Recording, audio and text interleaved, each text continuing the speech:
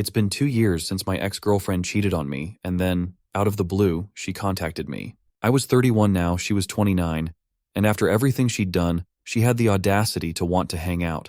I didn't even bother to respond. I just ignored her. I wasn't about to let her back into my life after the way she shattered my heart. It all started back in 2015. I was in college when I met this incredible woman. Let's call her Casey. We clicked immediately, drawn together by our shared interests and a connection that felt so real, so genuine. Before long, we were inseparable. And soon, she asked me out. I was thrilled. It was the kind of relationship that I'd always dreamed of, or at least that's what I thought at the time. We shared dreams, plans for the future, even the occasional risque photo. We did so much together, though we hadn't yet crossed the line into anything physical. By Christmas 2019, I was ready to take the next step. I was going to propose. I had it all planned out. After giving gifts to her parents and siblings, I would get down on one knee and ask her to be mine forever. That Christmas, I went to her parents' house, arms full of gifts, my heart full of hope. Casey worked at the hospital, so I assumed she'd be running late. By 5 p.m., she still hadn't shown up, but I didn't let that dampen my spirits. I went ahead and started handing out the presents. When I gave her younger sister Sherry a laptop, something she'd been longing for, she burst into tears and hugged me tightly. It was a touching moment, one I thought would be the first of many that evening. I gave Casey's father, Max, a new barbecue grill, and he seemed genuinely pleased. But then, Sherry's tears took on a different tone, one of deep sadness and guilt. She kept saying she couldn't hold it in any longer, and I could see the pain in her eyes. Confused, I asked her what was wrong. That's when she grabbed my arm and led me to her room, Max following closely behind. Inside, Sherry kept apologizing over and over, and I had no idea what was going on. Then, she showed me a pregnancy test. My heart dropped as she told me it was Casey's. Everything came crashing down in that moment. I demanded to know how long this had been going on, and Sherry, through her tears, explained that the affair started at the beginning of 2019, while I was working long hours at the factory. Casey had been seeing someone else behind my back. To make matters worse, it was Casey's mother who had actually facilitated the affair, encouraging Casey to be with this other guy. In November, Casey found out she was pregnant and begged Sherry not to tell anyone after she found the test. But Sherry couldn't keep it in, not when she saw how much I cared, how much I had given. My entire world fell apart right there in that room. I felt utterly betrayed, not just by Casey, but by her entire family, who had kept this secret from me. I didn't know what to do, so I did the only thing that made sense. I left, but before walking out of that house, I thanked Sherry and Max. They were the only ones who seemed to care about the truth. Max looked me in the eye and apologized, his voice heavy with regret. He told me he'd understand completely if I decided to leave. We shook hands, a silent agreement passing between us. "Thank you," I managed to say, though the words felt hollow. I glanced at Casey's mom, Jane, and for a moment I considered saying something, anything to express the anger boiling inside me. But I didn't. I just turned and walked out of that house, got in my car, and drove away without looking back. Later, I heard that Max and Sherry were furious with Jane, and I understood why. She'd been complicit in the betrayal, encouraging her daughter to pursue an affair that ultimately destroyed everything. By 7 p.m., I was back with my own family, telling them what had happened. They were there for me, offering comfort as I tried to make sense of the chaos that had suddenly overtaken my life. That night, around 11 p.m., my phone started blowing up. Casey was calling, texting, saying she could explain, but I didn't want to hear it. I didn't want any more lies, any more excuses. So I ignored every message, every call. The next day, I changed my number, deleted my social media accounts, and even switched my email address. As much as I wanted closure, the thought of seeing her face again was too painful. Months passed, and by mid-2020, one of my friends reached out with news. Apparently, the guy Casey had cheated with, the one who got her pregnant, had run off as soon as he found out he was going to be a father. They were looking for him, but I couldn't bring myself to care. "Who cares?" I said, brushing it off. Then, last month, a call came through from a number I didn't recognize. I answered it, and to my shock, it was Casey. She begged me to talk, to give her another chance. I could barely believe what I was hearing. "Why should I?" I asked, my voice cold. After everything she'd done, how could she expect me to just forgive and forget? She started rambling, trying to justify herself, but I wasn't having it. I ignored her, unwilling to reopen old wounds. Her persistence didn't stop there. Casey began gaslighting me, twisting the narrative to make me feel guilty for not giving her another chance. Her friends and even her mother called me a coward, blaming me for not meeting with her. That was the final straw. I told Jane, "You have the audacity to say that after what you've done." She tried to argue, but I wasn't interested in anything she had to say. I hung up and blocked their numbers. I made sure to inform Casey's friends about what really happened, and after that, they left me alone. It's been nearly 3 months since I first shared my story, and just when I thought I'd moved on, she found me again. Of all days, it was Mother's Day, last week Sunday. The timing couldn't have been more ironic or more painful.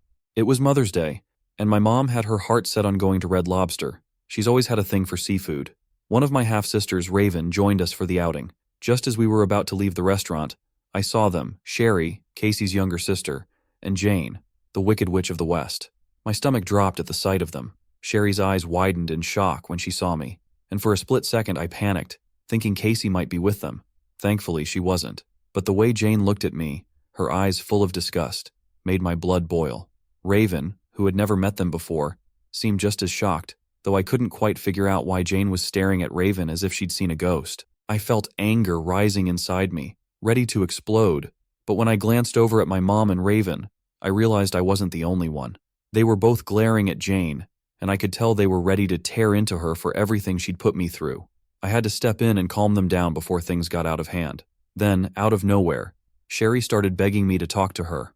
What followed was a heated argument, with my mom, Jane, and Raven all jumping in. It was chaos until Raven, with surprising composure, suggested that if I wanted to talk to Sherry, we should do it alone, without anyone else, especially not Jane. So, Sherry and I stepped aside to talk. She asked how I'd been, saying she missed me and wished I hadn't left, but I wasn't in the mood for nostalgia. "Your sister was miserable after you left," she told me, her voice full of regret. I shrugged it off. "That's not my problem," I replied coldly. Trying to shift the conversation to something less painful, I asked her how school was going. That's when she broke down in tears and told me that Casey had smashed the laptop I'd given her for Christmas, a week after I left. And then, Casey had ghosted Sherry, leaving her without the one thing she'd always wanted. Before we parted ways, I couldn't resist asking, "Why does your mom hate me so much? What did I ever do to her?" Sherry hesitated for a moment before explaining. Jane had seen me with another woman once, and that's when she decided to hate me. What Jane didn't realize was that the woman she saw was my sister, Raven, the very person standing beside me now. I couldn't help but laugh at the absurdity of it all. "Well, it looks like Casey's actions were a waste," I told Sherry. "The laptop's warranty is still valid until November 2022. Sherry's face lit up, and she practically danced with joy at the news. "I'll get it replaced right after dinner," she exclaimed. We hugged goodbye, and I watched her leave, feeling a strange mix of sadness and relief. Then I turned back to my mom and Raven, ready to put the past behind me once and for all. The next day, I found myself waiting at Brandart, and to my surprise, Sherry showed up with Max in tow. Seeing them brought a smile to my face, something I hadn't expected. We started chatting, and Max mentioned how much he loved the grill I'd given him. He still apologized for everything that had happened, but I told him there was nothing more that could be done. After we got the laptop situation sorted out, the three of us ended up talking for nearly an hour. They seemed eager to keep the conversation going, though I wasn't sure why. Eventually, I told them it was good to see them, but Max wasn't ready to part ways just yet. He insisted on taking me to a restaurant I'd never been to before, and to my surprise, he paid for everything as a thank you for helping Sherry with the laptop. As we sat there, Sherry looked at me with a mix of guilt and concern. "I'm sorry about all of this," she said, her voice wavering. "I hope you can forgive me. Please don't be upset." Before I could respond, my ex appeared. Casey looked like a shadow of the person I once knew, worse than I could have imagined. It was as if life had chewed her up and spit her out. She moved to hug me, but I held out my hand to stop her, my voice cold as I asked, "What the hell do you want?" Casey started to apologize, pleading with me to take her back, claiming it had all been a mistake. It was the same tired excuse every cheater seems to give. I wasn't having it. "You cheated on me for nearly a year while I was busting my ass for us. This is how you repay me?" I could see the regret in her eyes, but it was too late for that. She tried to shift the blame, saying it was all Jane's fault. I wasn't about to let her off the hook. "You went along with it, Casey," I shot back. "You could have told me you weren't happy, but you didn't. Instead, you chose to lie and cheat. That's not my problem anymore. I've moved on. You did too for nearly a year." The final straw was when she had the nerve to gaslight me, trying to convince me that the baby might have been mine, even though we'd never been physical. "What the hell, Casey? And now your affair partner's left you, and he's on child support. You made your bed, now you have to lie in it." Casey looked at me with tear-filled eyes and told me that her son was now 10 years old and needed a father. I just shook my head and replied, "Good luck with that." She stared at me, bewildered, and asked why I was being so mean. It was like she couldn't understand the damage she'd done. I didn't hold back. "You're the reason for this," I said, the frustration finally spilling over. I wanted kids, a family, a house, everything we talked about. I was ready to build a life with you, and you threw it all away. She tried to defend herself, saying that she only threw it away because Jane had seen me with another woman. She even described the woman to me.